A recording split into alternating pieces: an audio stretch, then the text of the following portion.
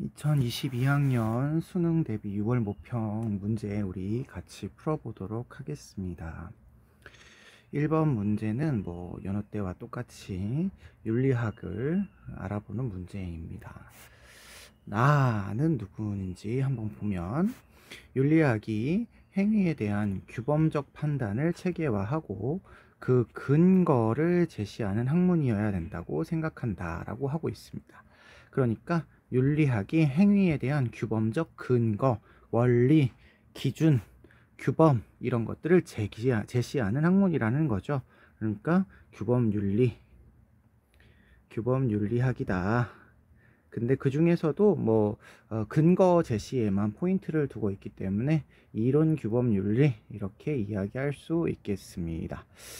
그런데 어떤 사람은 윤리학이 도덕적 현상들을 있는 그대로 기술하는 학문이어야 한다고 주장한다 라고 되어 있습니다. 그렇다고 한다면 이 어떤 사람이라고 하는 윤리학은 기술하는 학문이어야 된다고 했으니까요. 기술윤리학의 특징이다 이렇게 얘기할 수 있겠습니다. 기술윤리학이다. 그러면 내가 보기에 이러한 주장은 윤리학이 기억이라는 점을 간과하고 있다라고 이야기하고 있으니까요. 규범윤리 입장에서 기술윤리학을 비판하는 내용으로 고르시면 될 것 같네요. 자, 1번 보겠습니다. 도덕적 관습을 실증적으로 연구해야 된다. 여러분, 도덕적인 관습이라고 하는 것은 도덕적인 현상 중에 하나인 거죠.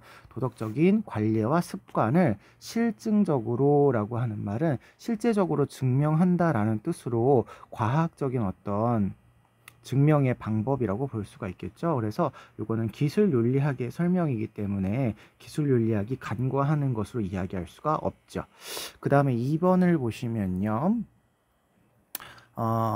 가치 판단을 위해서 도덕 이론을 정립해야 된대요. 이론을 정립해야 되는 거니까, 그리고 가치 판단이 들어가는 거니까 규범 윤리학의 특징, 그리고 이론 규범 윤리학의 특징이라고 볼 수가 있죠. 그러면 이거 규범 윤리학이고 이론 규범 윤리학이 강조하고 있는 거니까요. 기술 윤리학이 간과하는 내용이라고 볼 수가 있겠습니다. 3번 하나의 학문으로서 성립 가능한지를 검토하는 것은 메타 윤리학의 특징이죠. 메타 윤리학의 특징이기 때문에 규범 윤리가 얘기하는 게 아니라고 봐야 되겠습니다. 4번 도덕 언어의 의미를 분석하는 게 핵심 과제다. 역시 메타 윤리학의 특징입니다. 때문에 규범 윤리학이 하는 말이 아니라고 볼 수 있겠고요. 5번 도덕 추론의 논리적 구조를 밝히는 데 주력해야 된다라고 본다면 이론 규범 윤리학도 도덕 추론의 논리적 구조를 밝히기는 합니다만 이것을 주력하는 학문이다 그러면 메타 윤리학에 대한 설명이다라고 우리가 볼 수 있겠죠.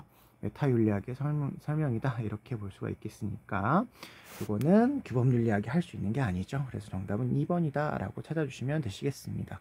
2번 문제는요, 우리 8강에 새로 들어간 그런 문제라고 볼 수 있겠네요. 제시문이 우리가 수특에서 살펴봤던 제시문입니다. 자, 일단 자연 상태를 설정을 한답니다. 그러면 자연 상태를 설정하고 있다라는 것 자체가 사회 계약서를 이야기하는 사람들이다 이렇게 얘기를 할 수가 있겠죠. 사회계약설 사상가 중에 한 사람이라면 홉스, 로크, 루소 이렇게 우리는 생각을 해줄 수 있을 것 같습니다. 계속 보죠. 사람들 간의 분쟁을 해결하는 게 목적이에요. 그래서 공통한 법률이 없고 공평한 재판관도 없어. 재판관 얘기를 제가 수특에서 말씀을 드렸던 것 같습니다. 모든 영역이 아니라 분쟁을 해결하기 위한 재판관, 그리고 그 재판관이 판결을 내린 것을 집행하는 권력, 이게 없다. 그래서 이런 것들을 만들기 위해서 인간은 자신의 생명, 자유, 재산을 보호하기 위해서 그러면 공동체를 만들었는데 이 공동체를 다른 말로 이야기하면 우리는 국가 이렇게 얘기할 수 있겠고, 국가는 개인의 생명과 자유와 재산을 보호하기 위한 국가를 수단으로서 만들었다. 그러니까 이것도 사회계약설의 특징이다 이렇게 볼 수가 있겠습니다. 그러나 그 중에서도 이렇게 일부 어떤 분쟁을 해결하는 것으로 국가 역할을 제한하고 있고 이렇게 사람들의 개인의 권리를 보호하는 것으로 한정되어지면 이거는 로크 선생님에 대한 설명이라고 이야기할 수가 있겠죠. 로크에 대한 설명입니다. 을을 한번 보시면요. 모든 국가는 어떤 종류의 조움을 목표로 하는 것이래요. 조움을 목표로 공동체는 나아가고 있답니다. 그런데 그 중에 국가라고 하는 공동체는 모든 공동체 중에서 최고의 공동체래요. 국가가 최고의 공동체라서 모든 공동체를 포괄하고 국가는 모든 조움들 중에서 최고의 조움, 최고의 공동체니까 최고의 조움을 추구한다 이렇게 얘기하고 계십니다.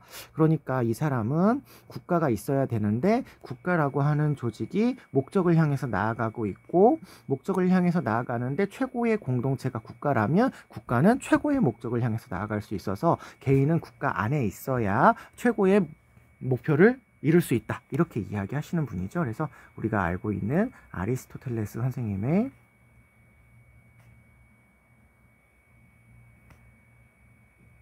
제시문이다 라고 우리가 살펴볼 수 있을 것 같습니다. 자, 그러면 1번 국가는 공통된 법률에 따라서 시민들 간의 분쟁을 조정해야 된다. 위에서 설명이 나왔죠. 분쟁을 조절하기 위한 법률과 재판관을 만든다고 하니까 당연히 분쟁을 조정해야 될 것 같습니다. 2번 국가는 자국민을 침해한 외국인들을 처벌할 권력을 지닌다. 사회계약론이니까요. 자국민, 계약을 맺은 사람들을 보호하기 위해서 외부인들을 처벌할 수 있는 권력이 있어야 되겠죠. 그래야 보호를 해줄 수 있으니까요. 그래서 맞는 표현이라고 볼 수 있겠고요. 3번 국가는 정치적인 동물인 인간이 정치적인 동물이랍니다. 맞는 표현이죠. 정치적인 존재다, 사회적인 존재다 이렇게 얘기해요. 그런데 상호 동의를 통해서 발생한다 이렇게 얘기하고 있습니다. 상호 간의 동의를 통해서 발생한다 라고 되어 있는데 일단 아리스토텔레스 선생님의 국가는 인간이 그 사회적인 본성을 지니고 있기 때문에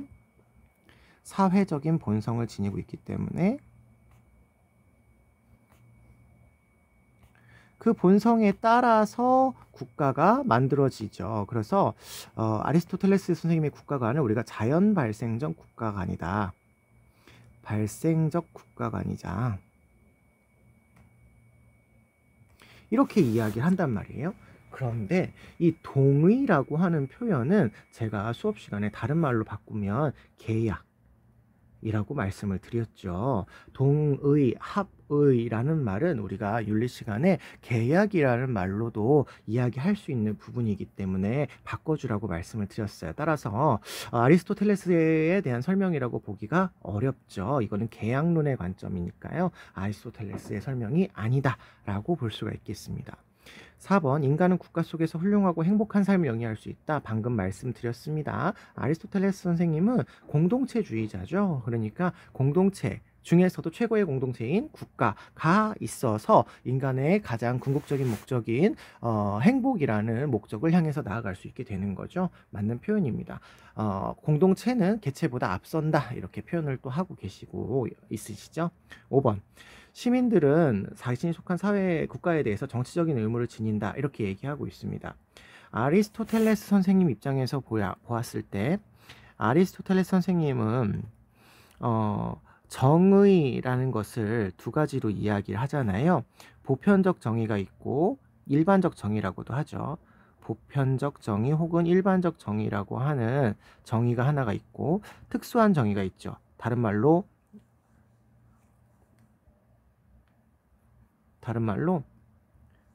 부분적인 정의 이렇게 얘기하기도 하죠. 그러면서 이 특수한 영역은 다시 세 가지로 나누어서 분배, 교정 혹은 시정, 교환 이렇게 세 가지 영역으로 나누어지잖아요. 그래서 일반적 정의의 의미가 뭐냐라고 물어봤을 때 아리스토텔레스는 법을 잘 지키는 거다 이렇게 얘기하잖아요. 그러니까 법을 잘 지켜야 하는 정치적인 의무가 아리스토텔레스 선생님은 있다 이렇게 보실 수가 있겠습니다.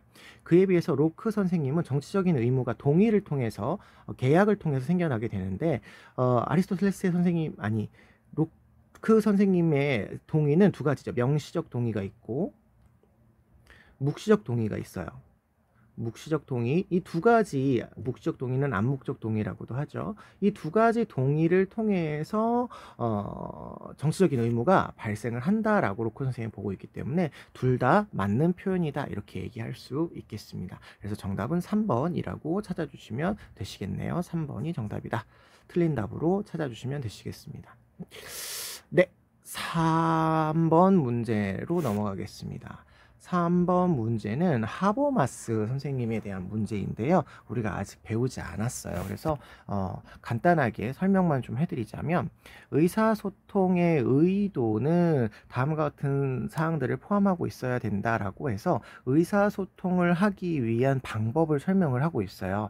그 중에 첫째가 화자와 청자 사이에서 정당한 것으로 인정하는 상호관계가 성립하도록 규범적 맥락에 따라서 올바른 의사소통을 수행하는 것이어야 된다. 그러니까 올바른 의사소통을 하기 위해서 상호관계가 정당하게 성립하는 규범이 있어야 된다. 뭐 이런 이야기네요. 둘째, 화자가 자신의 지식을 청자에게 받아들이며 공유하도록 참된 진술을 해야 한다. 참된 진술을 해야 된다.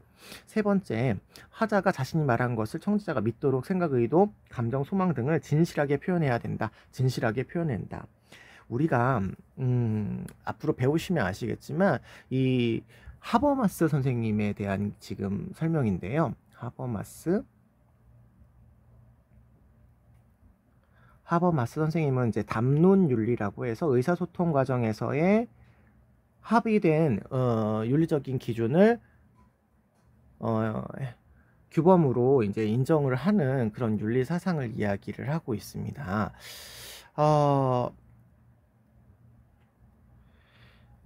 그러면서 이제 그때 이제 따라야 되는 어떤 그 기준이 참되고 올바르며 진실한 거를 의사소통의 주제로 삼으라 이렇게 얘기를 하고 있거든요. 그래서 이게 하버마스 선생님의 어떤 주장이다 이렇게 얘기할 수 있겠습니다. 참되고 올바르며 진실하게 이렇게 얘기해라 라고 이야기하고 있으니까요. 자, 그렇다면 기억, 의사소통 행위는 상호 이해를 지향해야 되느냐라고 본다면 아까 서로 이렇게 받아들일 수 있도록 이렇게 공유하라고 이야기하고 있잖아요. 정당하게 서로 이렇게 공유할 수 있도록 해야 되기 때문에 상호 이해를 지향해야 된다. 그래야 담론이라고 하는 과정이 이제 설득이 될 수 있으니까요. 그래서 맞는 표현이고요. 그 다음에 오류의 가능성이 있는 주장도 담론에 붙일 수 있다라고 되어 있는데요. 담론에서는 여기 위에서 보면 상호관계가 잘 성립을 해야 돼요. 그래서 상대방과 내가 어떤 차이가 있는 존재나 어떤 그런 존재가 아니라 평등한 존재로서 그 담론에 참여를 해야 되거든요. 그런 상황에서 내가 어떤 말을 하는 것이 오류가 있을 수 있어 라고 하는 것을 충분히 열어놓고 상대방의 입장에도 귀를 기울이며 자신의 주장을 해야 됩니다. 다시 이 표현을 하면 우리가 대화를 참여할 때 열린 태도, 다른 말로 개방적인 태도가 필요하죠. 개방적인 태도가 필요한데 담론의 참여자는 그래야 된다라고 하버마스 선생님이 이야기를 하고 계십니다. 그래서 이거는 맞는 표현이고요.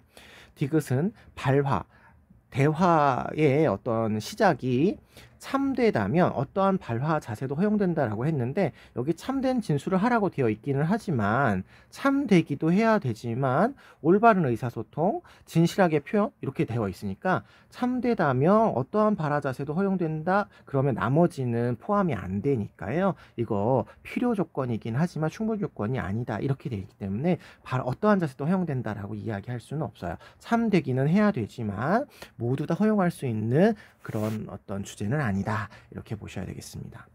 리을 규범의 타당성은 참여자 대다수의 동의를 얻어야 된다 이렇게 되어 있는데요.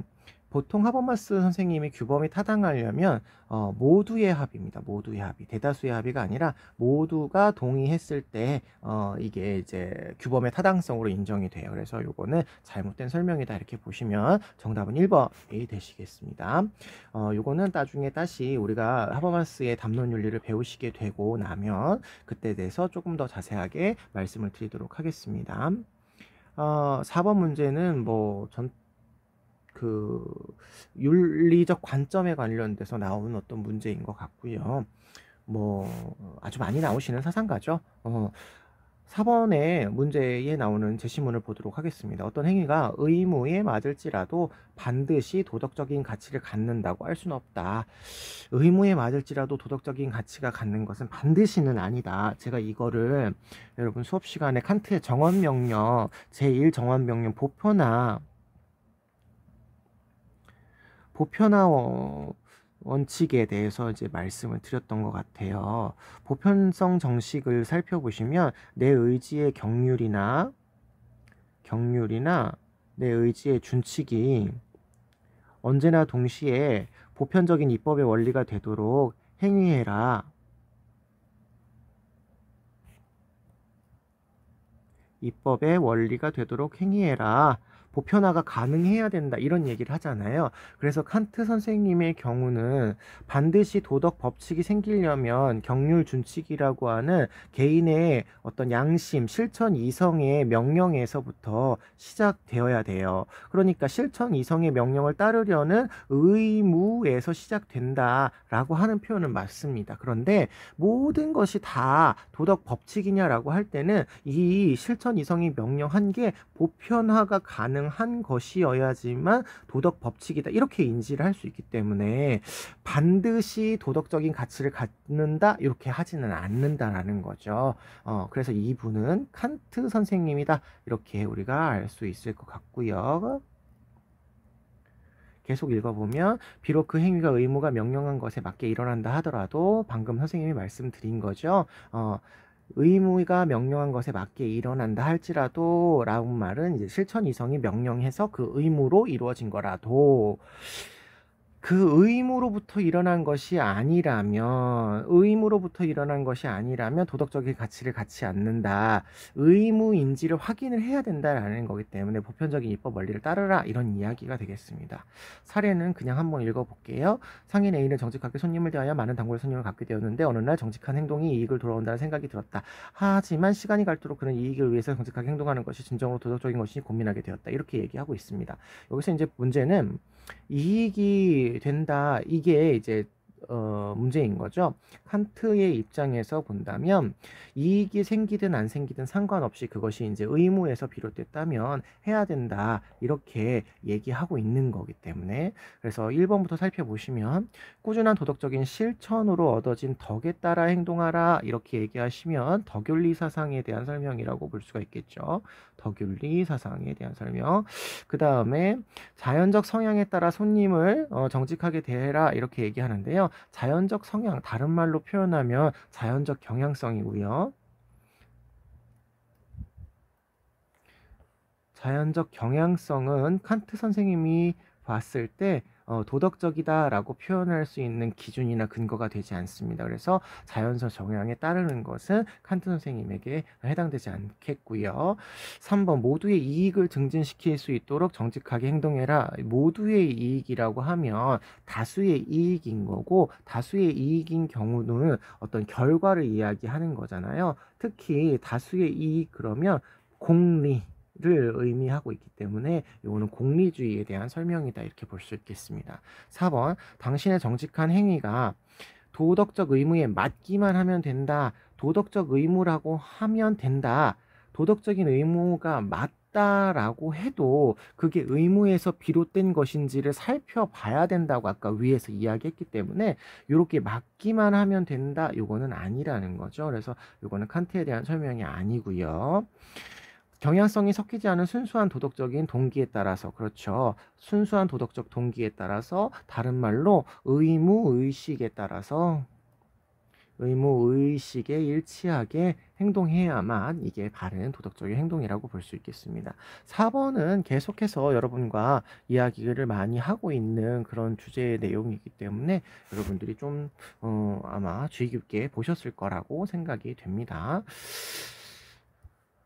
5번 문제로 넘어가겠습니다. 5번 문제의 경우에는 일단 뭐 보죠. 서술형 평가 문제이고요. 학생다운 기업에서 미움 중 옳지 않은 것을 고르는 문제입니다. 자신의 성적 이미지를 제품과 연결하여 구매를 유도하는 행위가 성적 자기결정권의 행사라면 해서 지금 5번은 성적 자기결정권과 관련된 문제라네요.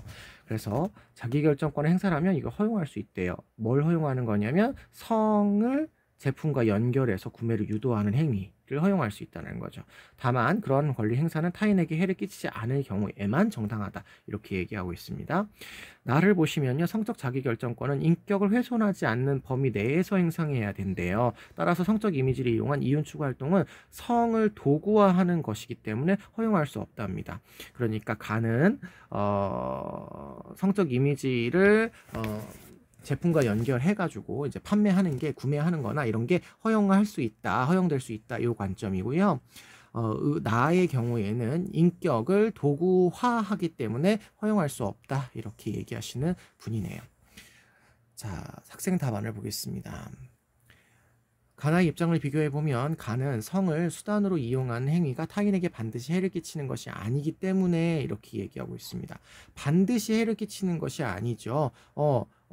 타인에게 해를 끼치지 않는 경우에는 허용할 수 있다, 이렇게 얘기할 수 있으니까 반드시 해를 끼치는 것은 아니다, 이렇게 얘기할 수 있겠습니다. 그 다음에 성적 매력을 표현하여 제품을 구매 유도하는 게 정당화될 수 있다. 그렇죠. 여기 허용될 수 있다. 이렇게 얘기하고 있으니까요. 그 다음에 나의 디귿, 성을 수단으로 이용하는 성상품화가 인간의 존엄성을 침해한다. 그렇죠. 성을 여기 도구화한다. 이렇게 되어 있으니까요. 그 다음에 리을, 성적 이미지를 이용한 이윤 추구 행위는 정당화될 수 없다. 허용될 수 없다라고 주장을 하고 있으니까요. 그러면 정답은 5번이 되겠는데, 자신의 성적 행동을 자유롭게 결정할 수 있는 권리가 제한돼서는 안 된다라고 이야기하는데, 가의 경우는 타인에게 해를 끼치는 경우에는 제한이 될 수 있을 거고, 성을 도구로 사용하는 경우에 나는 제한할 수 있기 때문에 둘 다 제한할 수 있다, 이렇게 보셔야 되겠습니다. 그래서 정답은 틀린 답으로 5번이 정답이 되겠네요. 6번 보겠습니다. 6번입니다. 가불사상가들의 입장으로 적절한 것만을 보기 위해서 그런 것입니다. 대도가 행해진 세상에서는, 수업 시간에 선생님이 이야기할 때는 큰 도가 이렇게 표현하기도 했죠. 큰 도가 행해진 사회에서는 어진 사람과 능력 있는 사람을 선발하며 자기 부모만을 부모로 자기 자식만을 자식으로 여기지 않는다. 재물이 버려지는 것을 싫어하지만 반드시 그것을 자기만의 소유로 삼지 않고 그 도둑질이 일어나지 않아서 바깥문을 걸어 닦는 일이 없다. 이렇게 되어 있습니다. 이 사회는 이제 큰 도가 행해지면서 능력이 있는 사람이 등용이 되어지고 어진 사람이 이제 국가에 선발되어지는 그런 사회를 지금 이상사회의 모습으로 보고 있잖아요. 그러면 이거는 이제 대동사회의 모습이다, 이렇게 볼 수가 있겠네요. 대동사회는 유교에서 제시하고 있는 이상사회이고요. 공자 선생님이 대동사회에 대해서 말씀을 하셨죠. 공자 선생님이 제시하신 이상사회다, 이렇게 보시면 되시겠습니다. 을을 보시면요. 나라는 작아야 하고 백성은 적어야 한다, 이렇게 되어 있습니다. 요 말을 이제 줄여서 표현을 하면 소국과민의 사회, 이렇게 되겠죠. 소국과민.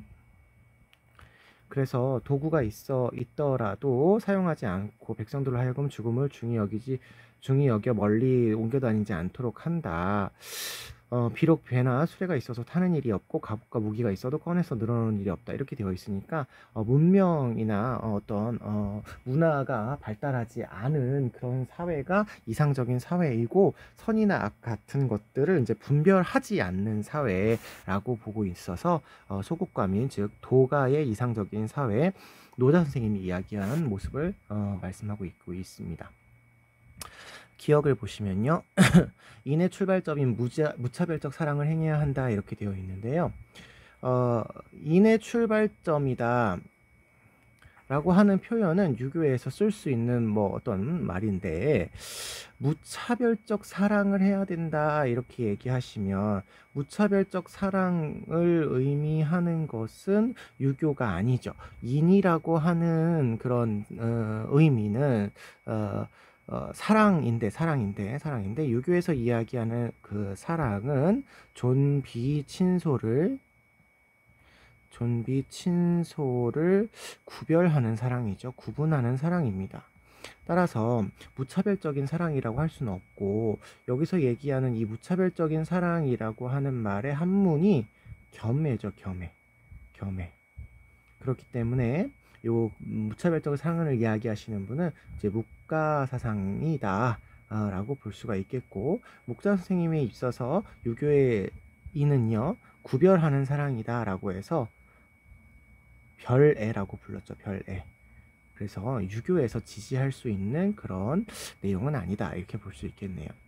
니은 유능한 인재가 선발되어 도덕 공동체를 지향한다 이렇게 되어 있는데요. 유능한 인재, 다시 이야기하면 능력이 있는 인재가 등용이 된다 이렇게 보면 되겠죠.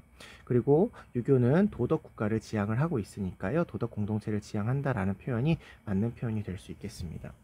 그 다음에 디귿을 보겠습니다. 인위적인 통치가 없는 소박한 사회를 지향한대요. 인위적인 통치가 없다라고 하는 표현을 우리가 무위의 통치다. 그러면 어떻게 통치해야 돼요? 자연스럽게 통치해야 되죠. 그래서 무위자연을 주장을 하시고요. 소국가민을 주장을 하고 있으니까, 소국가민을 주장하고 있으니까 나라의 규모가 커서는 안 되겠죠. 나라의 규모가 커서는 안 되겠죠. 소박한 사회를 지향한다 이렇게 볼 수가 있겠습니다. 그래서 이거는 이제 도가에서 이야기하는 내용이라고 볼 수가 있겠네요. 그 다음에 리을을 보시면 예법을 통해서 본래의 자연스러운 삶을 돌아가야 된다라고 했는데, 예법을 통해서라고 하면 도가에서 반대하죠. 예법은 이제 인위적인 어떤 수단이라고 볼 수 있기 때문에 도가에서는 반대하고 있는 그런 내용이라고 보실 수 있겠습니다. 그래서 정답은 니은 디귿을 주장한 3번이 정답이다 이렇게 보면 되시겠습니다. 그 다음 7번 문제 보도록 하겠습니다. 7번 문제가 사실은 좀 어려웠던 그런 문제라고도 볼 수가 있겠죠. 7번 문제. 자, 갑을 누구인지 보겠습니다. 갑. 정의의 일차적 주체는 사회의 주요 제도가 권리와 의무를 배분하고 사회 협동체로부터 생긴 이익을 분배를 정하는 방식인데, 그러니까 이 부는 어떤 결과가 중요한 게 아니라 중요한 제도가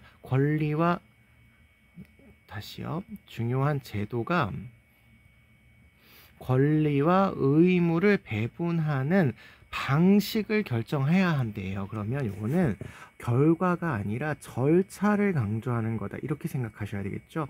절차적 어떤 정의를 추구하는 그런 방식이다 이렇게 생각하셔야 되겠고, 이를 정하는 정의의 원칙은 당사자들의 원초적인 합의의 대상으로서 만들어지는 거니까 원초적 입장에서 만들어졌다 이렇게 얘기할 수 있겠죠. 원초적인 입장에서 합의한 거다 이렇게 얘기할 수 있으니까 요거는 이제 롤스 선생님의 입장이 될 것 같습니다. 여기 롤스라는 것은 아마 잘 찾으셨을 것 같고요. 을을 보도록 하겠습니다. 을을 보시면요, 분배가 정의로운가, 그 분배가 어떻게 이루어져 있는가에 달려있대요. 그 분배가 어떻게 이루어져 있는가에 달려있대요. 그러면 이분도 갑사상하고 똑같이 어떻게 분배가 이루어져 있는가라고 하는 과정을 중시하는 절차적 정의를 강조한다. 라고 하는 걸 알 수가 있겠죠. 그리고 최종 결과에 중점을 둔 원리와 달리, 그러니까 결과에 중점을 두지 않았다 이런 얘기죠. 역사성을 고려한 원리를 이분은 강조를 해요. 그래서 어떤 소유물이 취득되고 이전되는 역사적인 과정을 중시하는 거다 이렇게 생각하시면 되겠고, 사람들의 과거 행위와 상황은 사물에 대한 차별적인 소유 권리나 응분의 자격을 만들어낸다. 상황이나 사물에 대한 차별적인 소유 권리와 응분을 이제 이전의 역사적인 어떤 요건들로 인해서 만들어지게 된다 이렇게 얘기하고 계시니까 노직 선생님이 되시겠습니다. 자, 그러면 1번 천부적 자산에 대해서 개인의 소유 권리는 제한될 수 없다 이렇게 되어 있는데요. 이거 너무 어렵지 않죠. 개인은 천부적 자산을 임의적으로 우연하게 가지고 태어납니다. 우연하게, 누구는 많이 누구는 적게, 우연하게, 다른 말로 임의적으로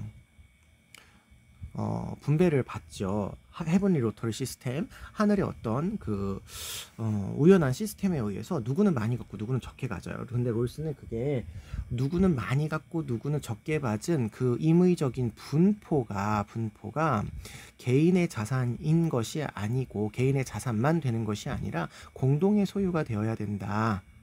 공동의 자산이 되어야 된다라고 이야기를 하고 계시기 때문에 개인의 당연히 소유의 권리는 공동의 소유의 권리가 될 수 있으므로 제한이 된다 이렇게 보셔야 되겠죠. 최소수혜자를 위해서 최대 혜택이 돌아가는 제한이 있을 수 있다 이렇게 보시는 게 맞겠습니다. 그래서 1번이 틀린 답이라고 보시면 되겠고요. 2번 보겠습니다. 기본적 자유가 개인들에게 불평등하게 분배되어서는 안 된답니다. 기본적인 자유는 불평등하게 분배돼서는 안 된다라는 뜻은 평등하게 분배돼야 된다는 거니까 롤스는 정의 첫 번째 원리에 따라서 평등한 자유의 원칙이 바로 2번과 같은 내용이죠. 그래서 1번은 맞는 답이다. 1번 첫 번째 정의의 원칙과 같은 표현이다 이렇게 알아두시면 좋겠습니다.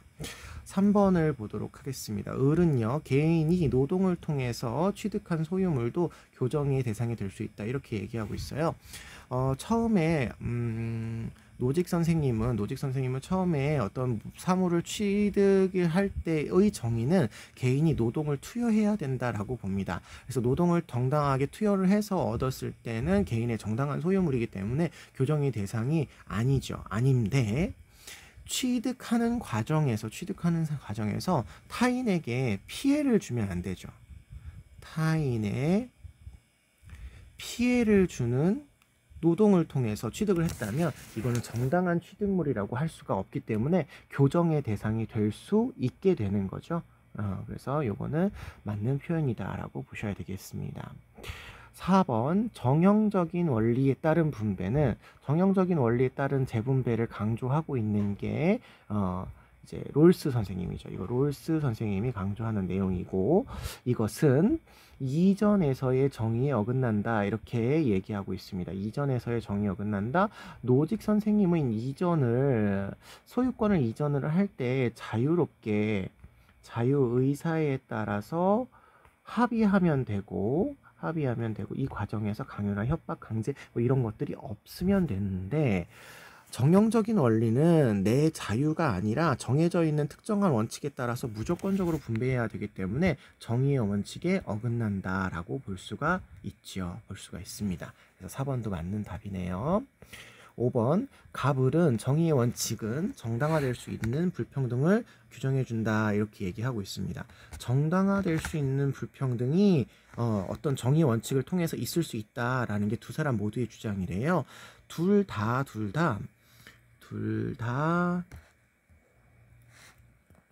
절차적 정의를 주장하시는 분이기 때문에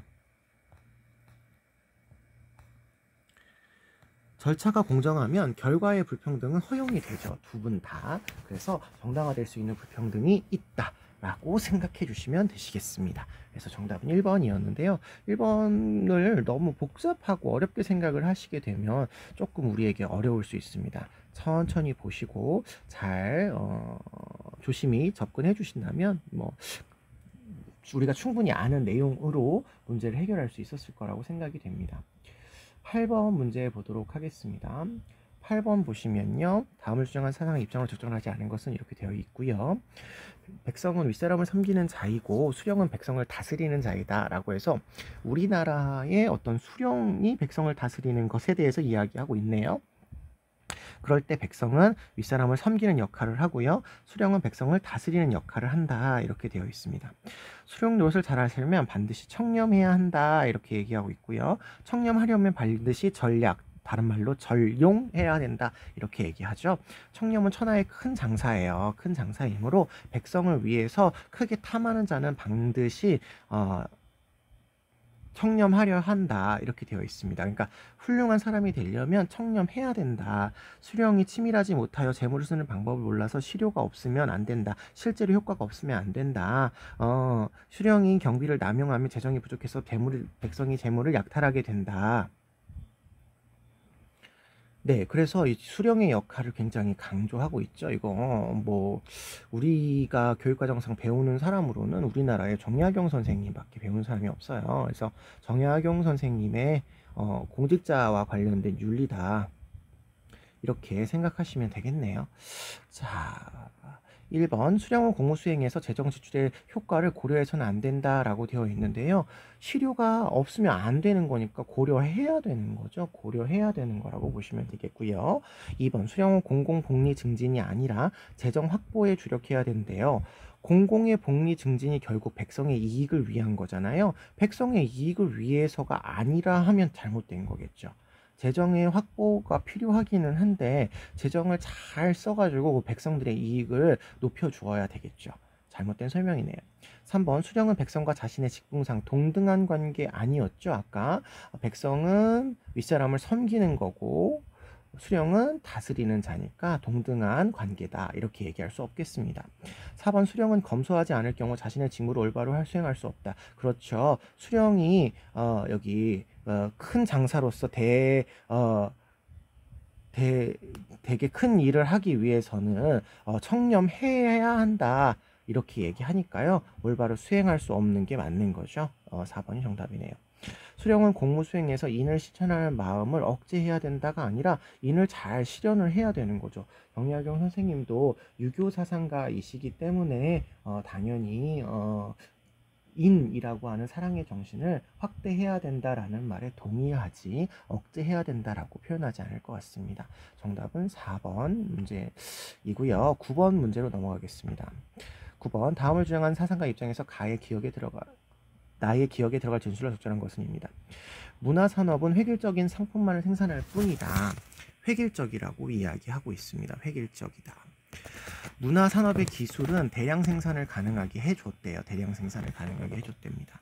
문화산업은 어떠한 문화상품을 제공하든 소비자는 그것에 만족해야 한다는 것을 소비자에게 주입시키니까 소비자는 어떤 주체적인 생각으로 소비를 할 수가 없게 되는 거죠. 이로 인해 계속 봅니다. 문화상품은 소비자로 하여금 적극적으로 사용하는 것을 불가능하게 만든다. 이렇게 이야기하고 있는 문화산업을 주장하시는 분은 아도르노라고 하는 마르크스 계열의 사상가입니다. 우리가 아직 배우진 않았지만 그래서 이런 아도르노적인 어떤 입장에서 보면 이렇게 대량 생산을 하는 이런 문화 산업은 결국 지배 계층의 통치를 정당화하는 데 사용되는 그런 수단에 불과하고 소비자들에게 주체적인 어떤 생각이나 판단을 할 수 없게 만드는 것이기 때문에 좋은 어떤 방식이 아니다라고 비판을 하시는 내용입니다. 나를 보시니까요. 문화산업은 스타를 제공한다. 대부분 기획사는 스타를 거쳐서 전략에 따라 기획한 뒤에 최대한 많은 매체를 출연시켜서 돈을 번대요. 그리고 대중이 실증을 느끼면 유사한 새로운 스타를 내놓기 때문에 수많은 반짝이는 스타들이 소모품처럼 사라진대요. 이런 문제의 원인이 뭐냐 이렇게 물어보고 있으니까 아무튼 인간의 어떤 소외가 일어나고 인간의 주체적인 어떤 판단이 안 된다라고 하는 게 이제 문제점이라고 볼 수 있겠죠. 자, 그러면 1번 문화산업이 대중문화를 규격 상품으로 간주하기 때문이다. 그렇죠. 문화산업이 대중문화를 이제 규격화하기 때문에 이제 문제다라고 주장을 하고 있어요. 맞습니다. 2번 문화상품이 작품의 창작자의 독창적인 견해에 따라서 제작되기 때문이다. 물론 작품 창작자의 독창적 견해에 따라서 됐으면 좋겠지만 이게 독창적이다라고 하는 말은 혼자라는 뜻이잖아요. 문화상품업은 대중에게 많은 것들을 이제 팔기 위해서 만들어지기 때문에 계급을 어떤 수단으로 사용을 해요. 그래서 지배계급의 견해를 가지고 만들어지지 창작자, 작품을 만드는 사람이 이제 이렇게 할 수 있는 게 아닌 거죠. 독창적으로 만들 수 있는 게 아닌 거죠. 3번 문화산업이 이윤보다는 지속적 창작 활동을 추구한다라고 해 있는데 자본주의 사회에서 이윤을 추구하기 때문에 이제 이렇게 많이 팔기만 하면 된다. 이런 식이 되는 거죠. 문화산업이 되는 거죠. 잘못된 설명이고요. 4번 문화산업의 생산자가 소비자의 고유한 체험을 중시하기 때문이다. 이렇게 되어 있는데요. 소비자의 고유한 체험을 중시한다면 개별 소비자에 맞추어서 생산을 해야 되는 거잖아요. 근데 그게 아니라 생산물을 만들어 놓고 살 수밖에 없는 여기 위에 주입시키는 이런 식의 어떤 소비가 이루어지기 때문에 이제 문제다라고 보고 있는 겁니다. 5번 문화산업 상품이 표준화된 양식에 맞춰 생산되지 않기 때문이 아니라 표준화된 양식에 맞춰서 생산이 되니까 되니까 대중화되어지고 획일적으로 되어지는 거다라고 비판하고 계시는 거라고 보시면 되겠습니다. 그래서 정답은 1번이다 이렇게 찾아주시면 되시겠네요. 10번 문제 보겠습니다. 가의 가불병 사상가들의 입장을 나의 그림으로 표현할 때 A에서 D에 해당하는 적절한 지술만을 보기에서 있는 대로 고른 것입니다. 갑을 보시니까요. 인간은 통상 인간에 대한 의무 외에 다른 의무는 갖지 않는답니다. 그러면 인간에 대한 의무만 있다라고 하는 거니까 인간 중심주의다 이렇게 볼 수 있겠네요. 인간 중심주의다. 계속요. 늙은 말이 수행한 봉사에 대해서 감사하는데 감사도 직접적으로 볼 때는 인간 자신에 대한 의무인 거지 동물에 대한 의무는 직접적인 게 아니라는 거죠. 그러면 무슨 의무냐면 간접적인 의무에서 감사를 하는 거래요. 그러면 이 갑사상가는 칸트 선생님이다 라고 우리가 알 수 있겠죠. 자, 그 다음에 을을 보시면 인간만이 아니라 일부 동물도 삶의 주체랍니다. 일부 동물도 삶의 주체랍니다. 아, 삶의 주체인 동물이니까요. 동물 중심주의구나 이렇게 알 수 있겠죠. 동물 중심주의구나. 네. 그런데 이제 삶의 주체를 이야기하고 있고요. 왜냐하면 그들도 다른 존재의 이익과 독립적으로 개별적인 복지를 갖는답니다. 개별적으로 복지를 갖고 있대요. 개별적으로 복지를 추구하고 욕구를 가지고 있고 인지능력, 지각능력, 목표를 향해서 뭐 이런 것들이 다 가지고 있는 존재가 삶의 주체이기 때문에 다른 존재의 이익과 독립해서 내재적인 가치를 가지고 있다라고 보는 레건 선생님의 입장이다. 이렇게 볼 수 있겠습니다. 레건 선생님의 입장이네요. 병을 보겠습니다. 인간은 생명 공동체의 한 구성원에 지나지 않는다. 여러분 이 말은요. 이 말은 테일러 선생님도 할 수 있는 말이고 레오폴드 선생님도 할 수 있는 말이에요. 두 분 다 할 수 있는 말이라서 두 분의 공통점이다라고 생각을 해주셔야 되겠습니다. 그런데 밑에 보니까요. 인간의 활동으로만 설명되어 온 많은 역사적 사건들이 실제로는 인간과 대지가 생명적 상호작용으로 만들어낸 거랍니다. 그러니까 인간뿐만 아니라 대지까지 살아있는 존재로서 상호작용을 했대요. 그러니까 대지가 살아있어 라고 보는 대지윤리를 주장한 사상가고요. 그렇다라고 본다면 병사상가는 레오폴드 선생님이 되시겠습니다. 자, 그러면 여기 칸트, 레건, 레오폴드 입장에서 문제를 접근해 보시면 되겠습니다. 벤 다이어그램 문제는 세 사람을 모두 비교해야 됩니다. 자, 칸트, 레건, 레오폴드 입장에서 하나씩 정리를 해보도록 하겠습니다. 인간 이외의 존재에게는 어떠한 가치도 부여되지 않는다. 이렇게 설명하고 있습니다.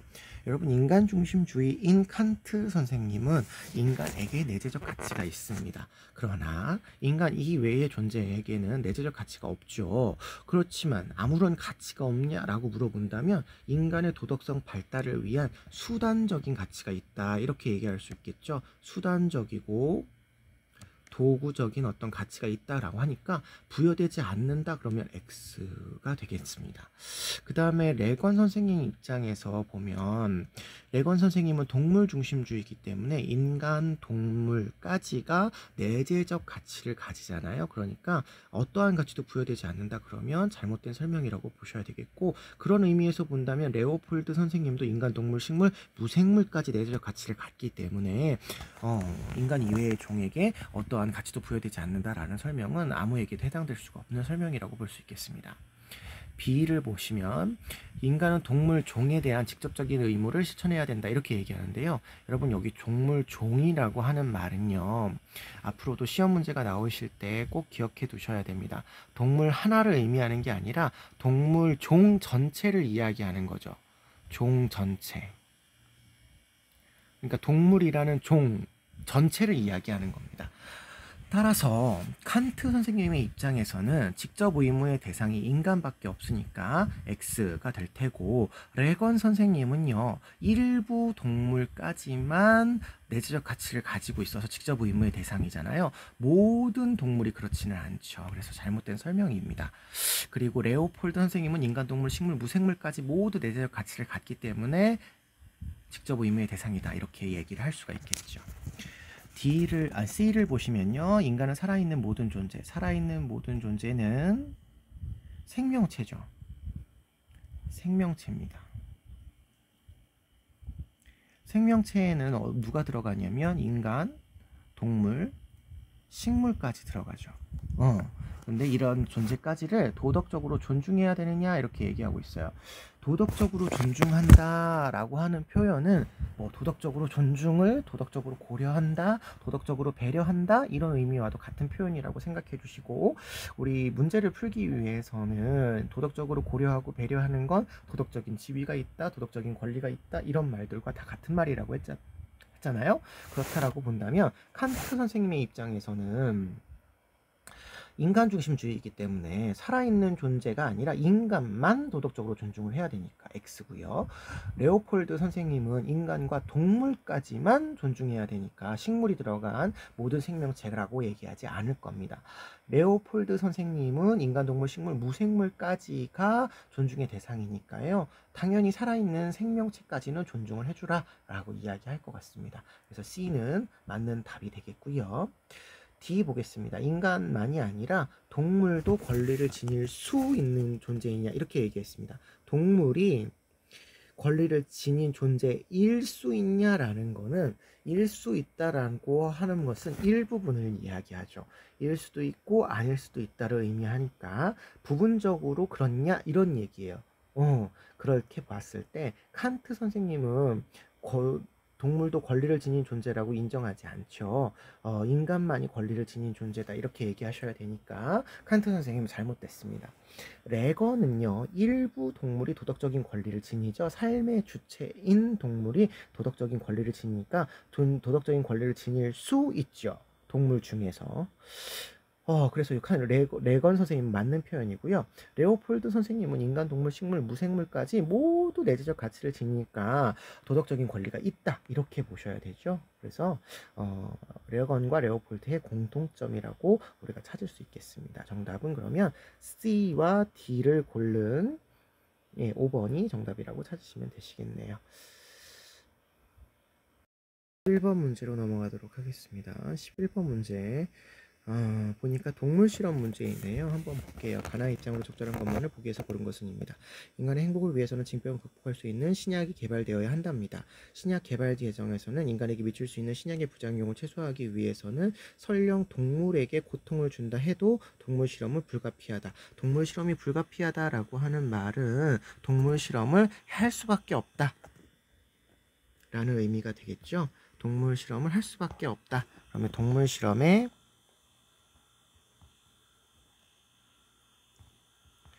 찬성하는 입장이다. 그런데 이유가 뭐냐 보니까 인간의 행복을 위해서, 인간에게 미칠 수 있는 영향을 위해서, 그러면 이거 살짝 인간 중심주의적이기 때문에 뭐 이런 의미로도 해석할 수가 있을 것 같습니다. 계속 보죠. 다만 고통은 악이랍니다. 고통은 악이라서 연구자는 동물에게 가하는 고통을 최소화해야 된다. 하지만 고통을 주는 실험은 할 수 있다. 이렇게 얘기하고 있습니다. 어떤 학자의 입장은 아니고요. 이거는 그냥 이런 사람의 입장이다 라는 의미에서 문제를 풀어주시면 될 것 같아요. 나를 보시겠습니다.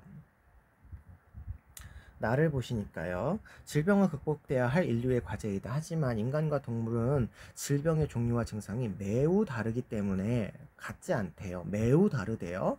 그래서 동물 실험은 그 효과가 의심스러우며 신약 개발에 도움이 되지 않는답니다. 그렇다라고 한다면 동물 실험에 반대하겠네요. 특히 인간처럼 쾌고 감수 능력을 지닌 동물에게 고통을 주는 동물 실험을 금지해야 되고 그 대안을 강구해야 된다. 이렇게 얘기하고 있으니까 동물 실험에 대해서 반대하는 입장이다. 이렇게 볼 수 있겠습니다. 그리고 보통 쾌고 감수 능력을 직접적으로 이렇게 표현하시는 분은 싱어 선생님 같은 분들이 이렇게 표현을 하시겠죠. 자, 그러면 보겠습니다. 동물 실험은 그 목적이 선에도 허용될 수 없다라고 되어 있는데요. 뭐 선한 게 뭔지는 모르겠지만 인간을 위해서 이런 얘기를 하는데, 이렇게 생각한다면 선한데 인간에게 어떤 유익을 주는 어떤 목적으로 선한데, 이 사람은 그렇다면 허용될 수 없다가 아니라 동물 실험에 찬성하시는 분이기 때문에 허용될 수 있다라고 이야기하셔야 될 것 같고요. 니은 인간의 복지가 동물의 이익 관심보다 우선한다 돼 있는데, 인간의 복지와 동물의 이익 관심이 있을 때 인간의 복지가 우선한대요. 아까 간은 인간을 위해서 이렇게 되어 있으니까 인간을 더 중시한다 이러면 맞을 수 있을 것 같습니다. 디귿 인간은 생물학적으로 대부분 질병을 동물과 공유한다 이렇게 되어 있는데요. 여기 보니까 동물과 매우 다르다라고 해 있어요. 그래서 공유한다라는 말은 맞지 않는 표현이라고 볼 수 있겠습니다. 리을 가나 동물에게 고통을 가하는 것은 도덕적으로 악하다라고 되어 있네요. 여기 고통은 악이다 되어 있고요. 고통을 주는 실험을 금지해야 된다 이렇게 되어 있으니까요. 당연히 고통은 악이다라는 말에 두 사람 모두 동의를 할 것 같습니다. 정답은 니은, 리을 되시겠습니다. 12번 보겠습니다. 가의 가불병 사상가들의 입장을 나의 그림을 탐구하고자 할 때 A에서 D에 들어갈 적절한 질문만을 보기에서 있는 대로 고른 것입니다. 갑을 보시면 국가는 개인의 권리를 침해하지 않는 최소 국가여야 된답니다. 국가는 시민들에게 다른 사람을 돕도록 강제하는 수단을 사용해서는 안 된대요. 그러면 다른 사람을 도울 때 어떻게 해야 되는 거냐면 자율적인 선택에 따라서 이루어져야 된다 이런 얘기네요. 그리고 최소 국가를 주장하신다면 노직 선생님의 입장이다 이렇게 볼 수 있겠습니다. 을을 보시면요. 원조의 의무는 고통받는 사회가 질서정연한 사회가 되는 것이라고 보고 있습니다. 고통받는 사회가 질서정연한 사회가 될 수 있도록 도와야 된답니다. 그러나 국내 사회에 적용되는 정의 원칙이 국제사회에 적용될 이유는 없다라는 거니까 국내 사회와 국제사회가 어떤 정의를 적용하는 데 있어서 차이가 있다. 구별이 된다. 이런 이야기죠. 구별이 된다. 그렇다면 을은 롤스 선생님이 될 테고, 그럴 때 여기 차이와 구별은 바로 차등의 원칙을 국내에서는 적용을 하고 해외에서는 적용하지 않는다 이런 말이 되겠네요. 병 보겠습니다. 자국민을 돕는 것이 원조하는 것보다 더 효율적인 경우도 있다. 자국민을 돕는 게 더 효율적일 수도 있대요. 그러나 이것이 다른 나라의 이익을 평등하게 고려하지 않아도 된다는 것을 의미하지 않는다. 그러니까 다른 나라 사람들의 이익을 평등하게 고려해야 된다라고 이야기하고 있습니다. 평등하게 고려하다 보면 자국민을 먼저 돕는 게 효율적일 수 있대요. 효율성을 근거로 해서 해외 원조를 이야기하고 있으니까 공리주의 사상가인 싱어 선생님의 이야기가 되겠고, 싱어 선생님은 자국의 어려움을 돕는 것과 해외의 어려움을 돕는 것 사이에 구별이 없어야 된다라고 하는 세계 시민주의적인 관점을 가지고 계신 분이었습니다. 자, 그렇다라고 볼 때 갑은 노직 선생님이었죠. 노직이었고, 을은 롤스, 병은 누구였죠? 싱어 선생님 입장이다 이렇게 볼 수 있겠습니다. 자, 그러면 하나씩 보죠. 노직, 롤스, 싱어. A는 갑과 을병의 입장을 구분하시면 됩니다. 모든 원조는 원조 주체의 사적 소유권을 침해하는가 라고 보는데요. 노직 선생님은 자율적으로 원조를 한다면 사적 소유권을 침해하지 않죠. 그러니까 모든 원조는 이렇게 하시면 노직 선생님이 반대하실 입장입니다. 롤 선생님도 원조를 해야 하는 의무가 있기 때문에 원조의 해야 하는 의무에 따라서 했다면 사적 소유권을 침해한다라고 볼 수 없겠고, 싱어 선생님도 그렇지 않다라고 보겠죠. 그래서 A는 어디에도 들어갈 수가 없는 답이네요. 니은 원조는 개인의 자원의 분포의 우연성 결과를 조정하려는 것이다 라고 되어 있는데요. 롤스 선생님의 입장에서는 고통받는 사회가 질서정연한 사회로 돕는데 정치 문화적 어떤 체제를 정의로운 사회 체제로 만드는 것이라서 자원의 분포의 우연성의 결과를 조정하려는 게 아닙니다. 그래서 이 B는 들어갈 수가 없고요. 싱어 선생님은 이런 그 우연성의 결과를 조정하려고 한다 이런 말의 표현을 쓰지 않죠. 전체 인류의 복지 증진을 위해서다 이렇게 얘기를 할 거기 때문에 뭐 대답을 한다면 아니라고 대답을 할 수가 있겠습니다. 디귿 보시면 원조를 중단할 수 있는 명확한 목표를 규정해야 되는가라고 했는데 롤스 선생님은 고통받는 사회가 질서정연한 사회 체제로 들어가면 원조가 중단된다라고 하는 명확한 기준이 있습니다. 그래서 이거 맞는 표현이다라고 보시면 되겠고요. D를 보시면 원조의 비용 대비 편익을 계산해서 이루어져야 된대요. 전체 인류의 복지가 증진되어야 되지 감소되면 안 되거든요. 그러니까 계산을 해 보아야 된다라는 말에 싱어 선생님이 동의할 수 있는 말이라서 정답은 디글리을이라고 찾아주시면 되시겠습니다. 13번 보도록 하겠습니다. 13번은 정보사회와 관련된 내용이네요. 정보사회와 관련 내용이고 알 권리와 그 다음에 알 권리와 반대되어지는 모를 권리 뭐 이런 것들과 관련된 내용인 것 같아요. 그래서 여기 보시면 문제를 해결하기 위해서 자신의 개인정보를 누구에게 어떤 범위까지 얼마 동안 형식에서 정당하게 처리를 요구할 수 있어야 된다라는 결론을 이야기하고 계시는 분이라고 보신다면 아마 이분의 입장에서는 정보의 자기결정권을 강조하고 있으니까 모를 권리 뭐 이런 것들도 강조하는 입장이다 이렇게 얘기할 수 있겠습니다. 한 번씩 천천히 읽어봐 주시면 정답은 금방 찾으실 수 있을 것 같아요. 14번 보겠습니다. 14번은 뇌사와 심폐사를 구분하는 문제인 것 같습니다. 가를 보시면요. 심폐사만 죽음으로 인정을 한다 이렇게 되어 있고 나를 보시면 뇌사를 인정을 해야 된다 이렇게 얘기하고 있습니다. 그렇기 때문에 지금 이게 가의 입장에서 나의 입장에 제기할 비판이니까 심폐사만 인정해야지 뇌사를 인정해서는 안 된다. 인간의 존엄성을 훼손한다. 뭐 이런 이야기가 될 것이라서요. 정답은 2번 이렇게 보시면 되겠습니다. 아직 뇌사는 죽은 게 아니고 죽어가는 과정일 뿐이다. 이렇게 얘기하셔야 될 것 같습니다. 15번은 이제 기술과 관련된 내용이네요. 가불 사상가의 대화이고 가불 사상가 입장으로 적절한 것을 고르시라고 되어 있습니다. 갑을 보시면요. 기술은 단지 수단일 뿐이랍니다. 기술 그 자체는 선도 아니고 악도 아니랍니다. 그렇다면 기술의 가치 판단을 하면 안 된다 라고 하는 입장인 거죠. 그리고 기술이 선한지 악한지는 인간 기술로부터 무엇을 만들어낼지 기술을 어떻게 활용할지에 달려있기 때문에 활용할 때 인간이 어떻게 쓰느냐에 따라서 기술이 달라질 뿐이니까 기술 그 자체는 그냥 같이 중립적으로 바라봐야 된다라는 입장이고요. 을을 보시니까요. 기술은 우리가 어디 있든지 우리를 속박하고 있습니다. 그래서 이런 기술을 중립적인 것으로 여기게 되면 우리는 기술에 대해서 무방비에 내맡겨지는 최악의 상황이 될 테니까 중립적으로 보지 말고 같이 개입적으로 봐야 된다라고 보는 사람이죠. 같이 개입적으로 봐야 돼. 그래서 갑은 야스퍼스 선생님이 되시겠고 을은 하이데거 선생님이 되시겠죠. 예, 사상가 잘 모르셔도 괜찮을 것 같아요. 기억 보겠습니다. 기억을 보시면 과학기술의 활용 결과는 가치 판단의 가치 평가의 대상이 아니다라고 했는데요. 아까 여기 얘기했지만 어떻게 활용하는지는 그것에 따라서 이제 좋게 사용할 수도 있고 나쁘게 사용할 수도 있으니까 활용하는지는 평가를 받아야 된다 이렇게 얘기해야 되겠죠. 아니다라는 말이 틀렸네요.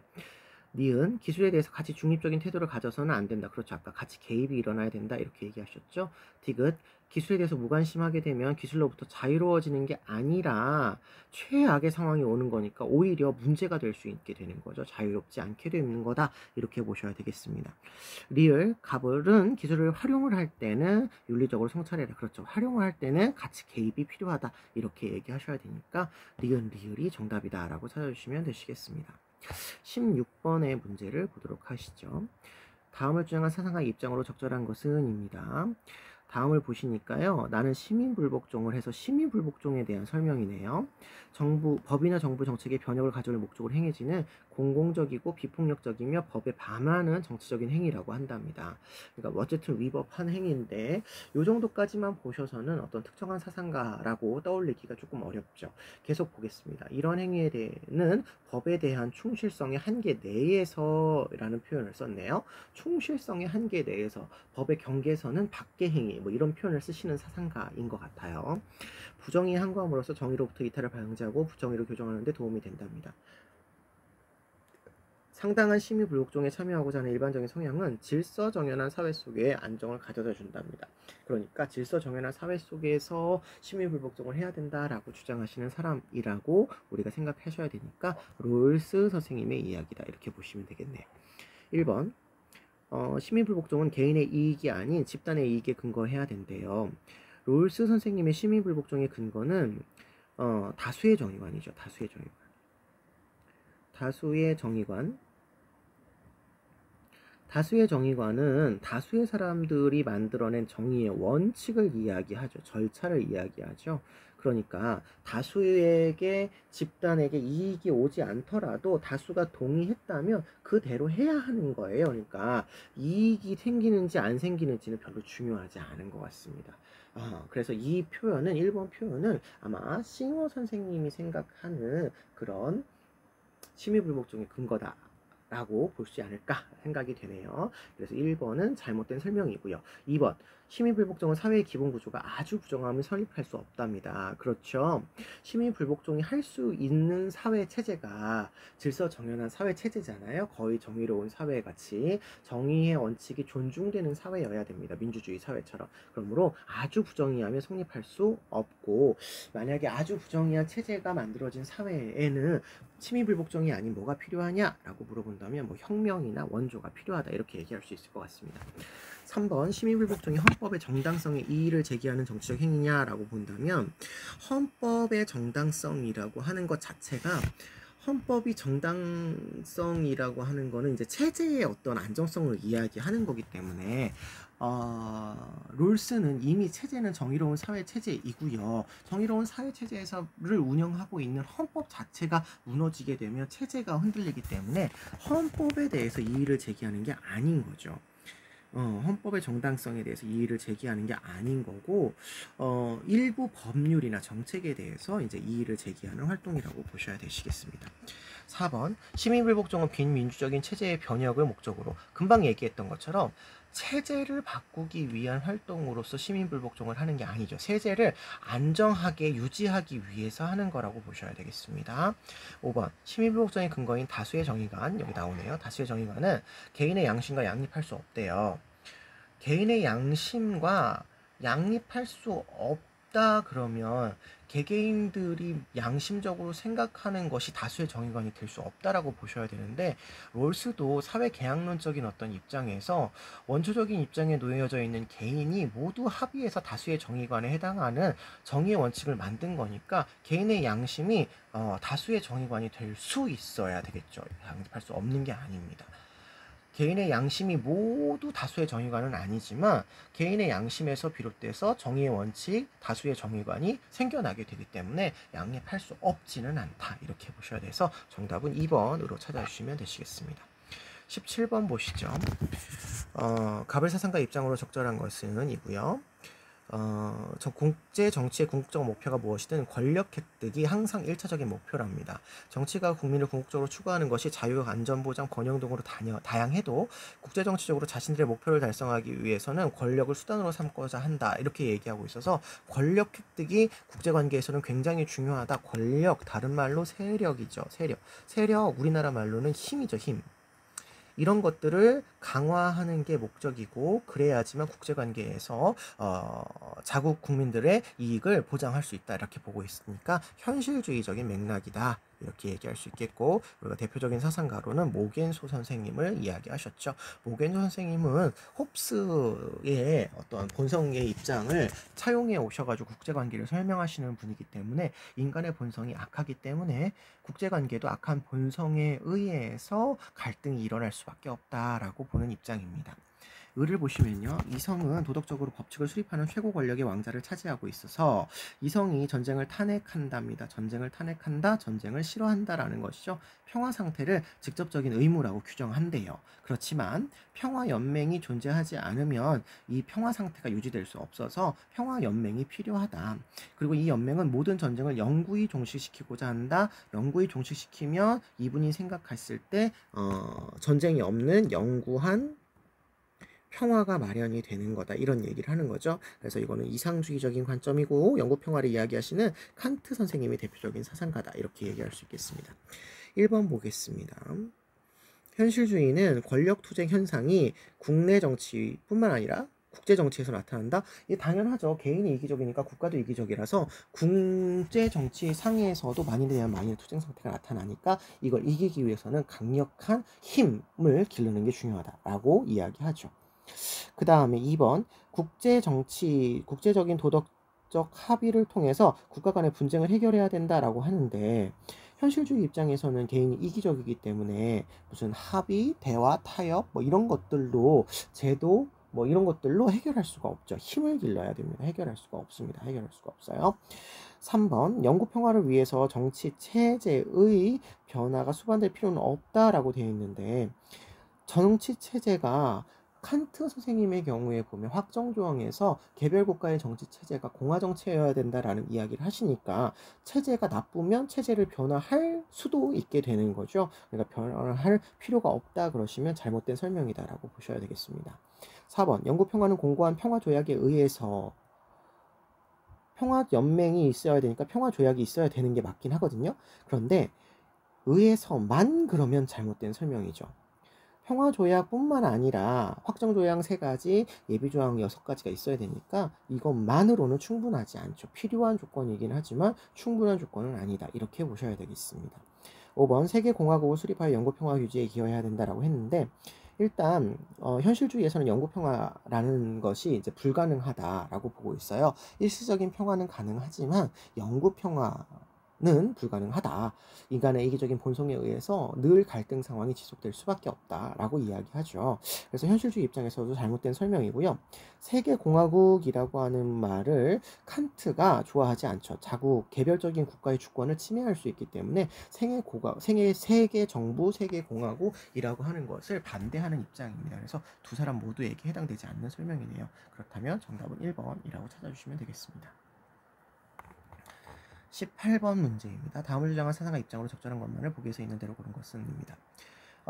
집의 담장은 체험 공간을 내부와 외부로 나눈답니다. 내부 공간과 외부 공간으로 나누어서 인간의 삶의 기본이 된답니다. 주거가 있어야 인간의 삶의 어떤 기본 영역이 되는 거죠. 인간의 안정적인 영역인 집에 거주함으로써만 자신의 참된 본질을 실현할 수 있대요. 그러니까 안정된 주거가 있어야 된다, 이런 얘기죠.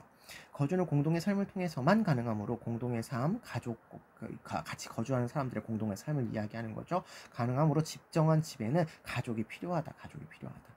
집과 가족은 인간의 안정과 편안함을 조성하는 과제에 있어서 불가분의 관계로 묶여 있다. 그래서 집과 가족은 이렇게 주거라고 하는 곳을 통해서 묶여 있다, 이렇게 얘기하고 계시는 분인데, 대표적으로 우리가 주거를 윤리를 이야기하시는 분이 뭐 블로그, 하이데거 뭐 이런 분들이 있으신데, 이렇게 내부 공간과 외부 공간으로 나누는 이런 입장에서 참된 자아를 실현할 수 있기 때문에 집이 중요하다라고 이야기하시는 분이 이제 볼로브 선생님이시죠. 그러나 우리는 이런 사상가를 특별하게 아실 필요는 없을 것 같아요. 그냥 볼로브가 주장했다라는 것만 알고 있으시면 되겠고, 여기 안에 있는 내용을 통해서 우리가 문제를 풀어보면 되겠습니다. 기억. 인간은 거주 공간에서 유대감을 형성한대요. 그렇죠. 집에서 여기 나와 있는 대로 가족과 집이 불가분의 관계로 묶여있는 유대관계가 형성이 되겠죠. 형성이 됩니다. 니은, 집은 인간의 본질을 실현할 수 있는 공간이래. 여기 참된 본질을 실현할 수 있는 게 거주다라고 이야기했으니까 실현할 수 있는 공간입니다. 그 다음에 티그, 집은 외부 세계와 구분될 수 없는 열린 공간이라고 했는데, 여기 분리된다라고 이야기했으니까 구분될 수 없다라고 하는 표현은 잘못된 표현이 되겠습니다. 리을, 인간은 집에 거주함으로써만 본래적 의미의 인간이 될 수 있다. 그렇죠. 거주함으로써, 여기 나와 있죠. 거주함으로써만 본질을 실현할 수 있다, 이렇게 이야기해야 되겠죠. 그래서 이것도 맞는 표현이라고 보셔야 되겠습니다. 그래서 정답은 기억, 니은, 리을 이렇게 찾아주시면 되시겠습니다.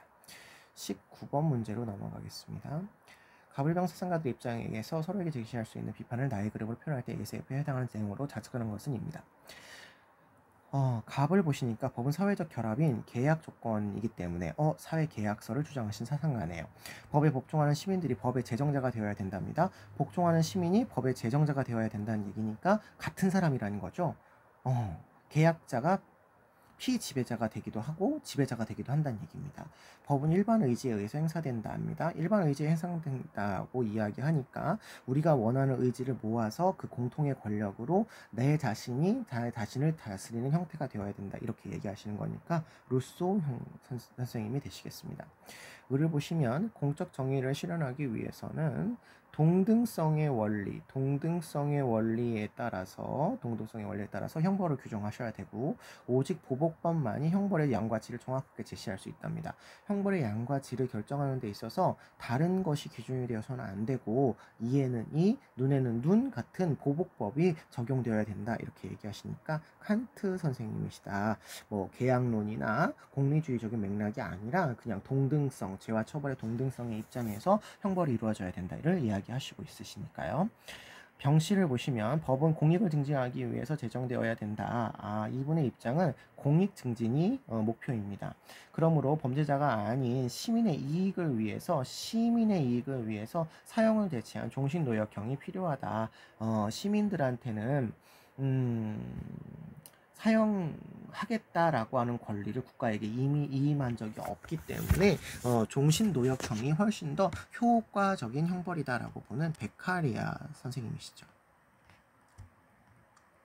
자, 그렇게 봤을 때 갑은 아까 칸트였고요. 을은 칸트가 아니라 루소셨죠. 갑은 루소셨고요.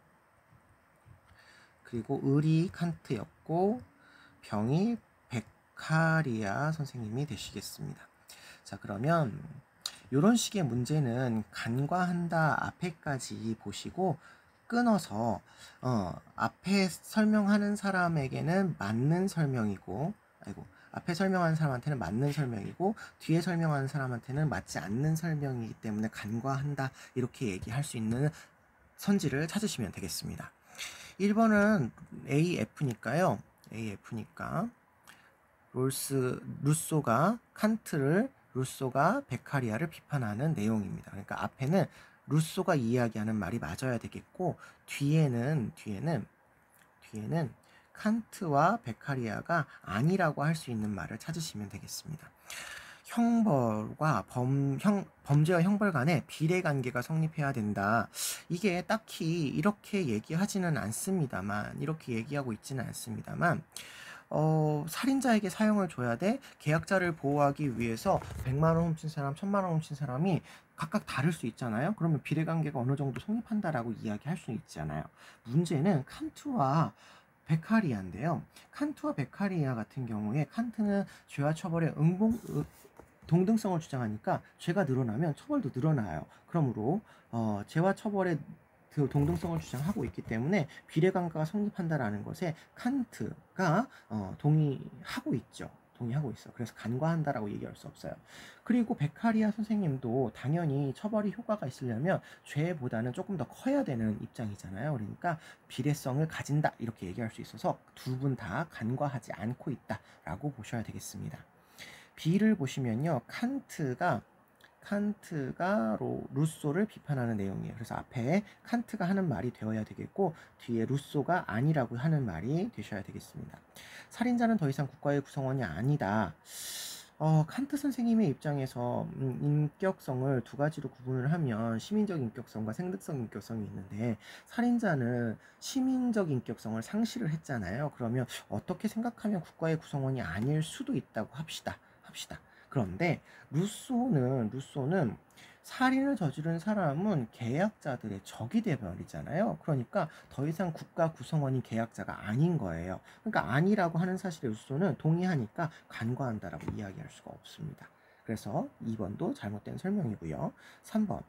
3번은 베카리아가 칸트를 비판하는 거네요. 그럼 앞에 베카리아의 설명이 맞아야 되고 뒤에는 칸트의 설명이 틀려야 되는 겁니다.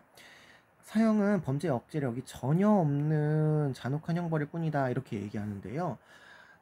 베카리아 선생님은 사형이 순간적인 어떤 효과만 있고 지속적인 효과가 종신노역형에 비해서 떨어진다 이렇게 보고 있죠. 떨어지는 것이지 전혀 없는 것은 아니에요. 그래서 베카리아 선생님이 할 수 있는 주장이 아니라고 볼 수 있겠습니다. 4번 D네요. D는 칸트 선생님이 베카리아를 비판하는 내용입니다. 그러면 칸트가 맞아야 되고 뒤에 베카리아는 틀려야 되는 거예요. 형벌에 대한 범인의 동의가 범인이 동의했냐가 형벌권의 기초가 아니랍니다. 칸트 선생님의 형벌권의 기초는 응보주의였죠. 그러니까 동의가 기초가 아닌 거는 맞아요. 맞아요. 근데 베카리아 선생님은 사회계약론자이면서 공리주의자잖아요. 우리 이거 동의를 다른 말로 바꾸면 우리 2번 문제 할 때 계약이라고 말씀을 드렸죠. 그러니까 베카리아는 계약론이잖아요. 계약론이다라고 해야 되는데 아니다라고 하는 것에는 간과한다라고 얘기할 수가 있겠죠. 아님을 간과한다. 아니지 않죠. 예, 베카리아 선생님은. 그러니까 간과하고 있네요. 그래서 정답은 4번 이렇게 찾을 수가 있겠고요. 5번 사용자 존폐를 계약자의 생명 보존을 위해서 정해야 하면 간과한다라고 되어 있는데 이게 지금 베카리아가 루소를 비판하는 내용이에요. 그러니까 앞에는 베카리아여야 되고 뒤에는 루소가 아니어야 되는 거죠. 사형제 존폐를 계약자의 생명 보존을 위해서 정해야 된대요. 사형제를 유지할 거냐 폐지할 거냐가 계약자의 생명 보존과 관련이 있답니다. 베카리아는 계약자의 생명을 보존하기 위해서 시민의 이익을 위해서 사형을 종신노역형으로 바꿔야 된다, 폐지해야 된다라고 주장을 하니까 베카리아의 주장이 맞죠. 근데 루소 선생님도 살인을 저지르는 사람은 계약자가 아니잖아요. 계약자의 어떤 적으로서 시민의 적으로서 시민을 보호하기 위해서 사형이 있어야 된다라고 주장하니까 사형의 존속을 주장을 하시는 분으로서 간과하지 않죠. 그래서 정답은 4번입니다. 자, 이거 간과한다, 간과하지 않는다라고 하는 것을 여러분이 잘 구분하는 게 중요한 문제였고요. 그리고 동의라는 표현이 이제 계약이다라고 하는 것을 여러분이 잘 기억하고 있으시면 문제를 잘 풀 수 있었을 것 같습니다. 자, 20번 마지막 문제 보도록 하겠습니다. 20번은요, 종교와 관련된 토론의 주제를 고르는 문제이네요. 종교와 관련된. 자, 갑을 보시면 종교는 윤리를 수용하지만 절대자에 대한 믿음을 통해서 영원한 삶의 본질을 향합니다. 영원한 삶이 더 중요하기 때문에 윤리와 상충하는 종교적 진리도 받아들여야 됩니다. 이렇게 얘기를 하고 있는데 을을 보시니까 물론 종교는 절대자의 힘을 빌려서 영혼을 추구하지만 이 부분은 앞에 사람과 똑같은 말이네요. 추구하지만 그럼 이거는 토론의 주제가 아니에요. 인간의 종교이기 때문에 윤리적인 삶을 강조해야 된답니다. 자, 이거는 지금 갑과 좀 다른 맥락이죠. 여기는 윤리와 상충하는 종교적인 진리도 받아들여야 됩니다. 이렇게 얘기했는데 여기는 종교이니까 윤리적인 삶을 강조해야 된다. 이 부분이 이제 다르게 되는 거죠. 따라서 종교는 윤리에 어긋나는 주장을 해서는 안 된다. 그렇지만 갑은 윤리에 어긋나는 주장도 종교의 진리로 받아들일 수 있다. 이렇게 얘기하고 있습니다. 그러자 또 갑이 윤리는 인간의 이성을 토대로 두는데 이성은 절대자와 달리 한계를 갖습니다. 또한 윤리가 문화마다 다르다는 점에서도 종교의 진리가 윤리를 넘어선다. 보편성을 지녔다. 그런데 율은요, 문화에 따라 윤리가 다르다는 점을 동의하지만 윤리의 토대가 되는 이성 역시 절대자로부터 주어진 것이기 때문에 종교 윤리를 존중해야 된다. 이렇게 얘기하고 있어서 실제로 이거는 이제 종교와 윤리가 상충을 하면 뭘 따르는 게 맞느냐. 갑은 종교적인 진리를 따르는 게 맞고 을은 그래도 윤리적인 어떤 판단을 존중해야 된다. 이렇게 보고 있는 거라서 정답을 우리가 찾아본다면 종교와 윤리의 어떤 진리를 배격했을 때 둘 중에 어떤 걸 따라야 되느냐 뭐 이런 얘기가 토론의 중점이 될 수 있을 것 같습니다. 정답은 5번이라고 보시면 되겠고요. 6월 모평이 1등급 점수가 굉장히 낮게 나온 그런 상황이고요. 그렇다는 얘기는 여러분들이 어떤 모평에서의 문제를 푸는 데 있어서 좀 어려움이 많았다. 선생님이 판단하기에는 내용을 몰라서 어렵다라기보다는 내용을 어떻게 이제 선지에서 구성을 했을 때 여러분이 잘 알아듣고 그 선지를 분석하느냐가 사실은 좀 어렵지 않았나? 이렇게 생각이 됩니다. 그래서 이런 부분들은 여러분이 내용을 몰라서 틀렸다라기보다는 선지 분석을 잘 못해서 틀렸다라고 하는 게 많이 있을 수 있기 때문에 이런 형식의 어떤 문제들을 조금 많이 접해보고 문제를 적용해보는 능력을 기르는 것이 중요하다 생각이 되고요. 아직까지 어떤 사상가가 왜 이 사상가인지에 대해서 정확하게 이해할 수가 없다면 그 사상가에 대한 내용 정리가 다시 필요한 것 같습니다. 그래서 내가 이 사상가에 대해서 이런 부분은 몰랐구나라고 하는 부분에 대해서 다시 한번 정리를 하시면서 개념 정의를 다시 한번 해보시고 그런 다음에 이제 선지 분석을 조금 더 해주시면 우리가 다음에 어떤 평가원 시험에서는 그래도 좀 더 나은 어떤 결과가 있지 않을까라고 선생님 생각합니다. 여기까지 해서 선생님이 좀 간단하게 6월 모의고사 평가 문제들을 풀어드렸습니다. 한번 보시고 질문이 있으면 수업 시간에 선생님한테 말씀해 주시면 되시겠습니다. 수고하셨습니다.